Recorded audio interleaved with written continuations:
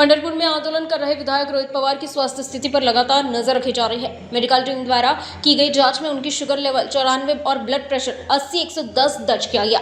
वैद्य अधीक्षक डॉक्टर विजय सरडे ने जानकारी देते हुए बताया कि फिलहाल रोहित पवार की तबीयत स्थिर है और चिंता की कोई बात नहीं है। हालांकि उन्हें सिरदर्द की शिकायत है, जिसके चलते डॉक्टर ने पर्याप्त मात्रा में पानी पीने और आराम करने की सलाह दी है।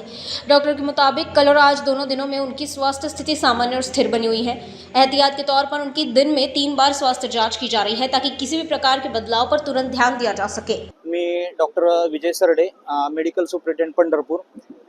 कालपासून आपल्या पंढरपूरमध्ये आपले आमदार रोहितदादा पवार हे उपोषणाला बसलेले आहेत। तर त्यांची आजची सकाळची वैद्यकीय तपासणी करण्यात आलेली आहे।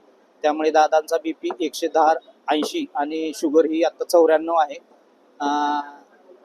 तर सध्या दादाची तब्येत सेटल आहे। थोडंसं डोकं दुखतंय, त्यासाठी दादांना पाणी घ्यायची आम्ही विनंती केलेली आहे आणि विश्रांतीचा सल्ला दिलेला आहे।